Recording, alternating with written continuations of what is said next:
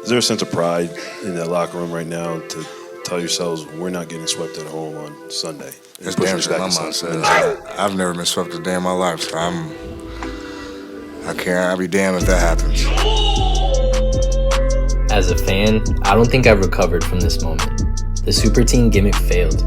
And now what? Pour one more year of blood, sweat, and tax money into what has been already a gigantic fall from the heights of 2021? Or just nuke the whole thing?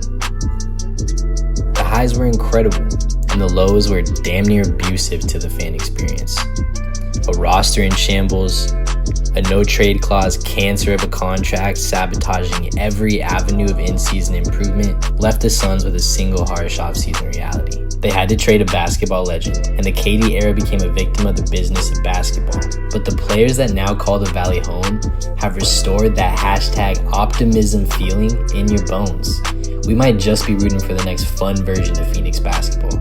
The KD trade was actually historic, the largest in NBA history. 7 total teams were a participant, and the Suns got back 5 players for one when it was all said and done. And the centerpiece, Jalen Green, a 23-year-old mega athlete on a rookie max contract, Dylan Brooks, a defensive ace and a knockdown three-point shooter, the 10th pick, Kaman Malawach, who's a 7'2" athlete just scratching the surface of what he can truly be. Rasheer Fleming was the 31st pick, and he got drafted for his length, defense, and shooting ability. And Kobe Brea, the 41st pick, was flat out the best shooter in college basketball, and he signed to a 2-way contract in Phoenix. The Suns also had a draft day trade to bring in center Mark Williams from Charlotte, who's essentially a physical clone of Malawach, but at 23 years of age instead of 18, with a couple years of NBA experience and a payday due next summer. Mark Willie's on track to be the starter for the Suns day one. In this version, Book will play point guard. And while his most successful years did come next to Chris Paul, the chosen son is more than capable as a jumbo playmaker. Book's got no excuse to defer this season. There's no more Hall of Fame crutch on the floor next to him. So how does it all fit around Book? And what type of spacing and concept could Odd take from his previous stops? First, this clip caught my attention and might actually be the catalyst for the entirety of the video. The thing about this league, it changes. So whatever worked 5-10 years ago, it's ever moving. And I think Summer League, I've been telling our group is what else is going on out there. How Memphis is playing. There's these other teams that are trying stuff in Summer League where we're trying to learn what best fits our group and what we can take into training camp in the season. So what is Memphis doing? Memphis is running a continuous motion offense with some core movement principles stolen from high school basketball. One guy drives right, the whole thing moves right. If you drive middle, and the whole team is rotating. Draymond's talking about this entire offense shifting in unison, where as Morant drives left, the wing repositions to the corner, and the corner repositions along the baseline, and that occupies the help defenders to make the drive much easier. This time the ball is headed to the right, into the middle of the floor. That pushes the top to the wing to the corner, and the corner to the dunker spot. And even LeBron is thrown off by this because defenses aren't used to all this repositioning.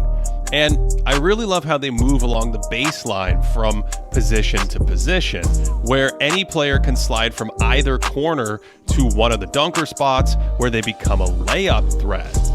So that's what Memphis was doing. Then Ott and the Cavs 5-finger discounted some of that magic of the motion and took some additional concepts with them to Cleveland.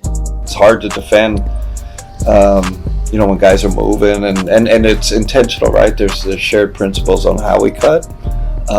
So cutting opens up space. I think the old way of thinking was doesn't cutting getting away, but it actually creates vacuums and creates driving lanes. I've been meaning to ask you this because a lot of people look at 5 out and think the spacing is the most important thing. Can a cutter and that off-ball movement be as important as 3-point shooting space? 100. You're right. You're right with me. Yes, and it's a big emphasis. That was, I think, if you said talk about tweaks, what we've tweaked is I think the old NBA was space, everyone kind of stand and one guy play pick and roll. Now there's a lot more ball, a lot more cutting. I think we're top 5 in cuts. Points per possession wise, we're up there too. We heard them tonight with our cutting. Look for the weak side cut or the 45 cut to be a staple of early offense in the Suns. This is where a player on the opposite side of the ball will cut directly from the wing to the hoop. And timed with drives, this is a highlight reel waiting to happen. Okay, the next concept is the zoom action handoff. This allows a ball handler to catch a ball on the move after receiving a pin down with a head of steam. This should be able to allow them to turn the corner and gain middle penetration leverage easier.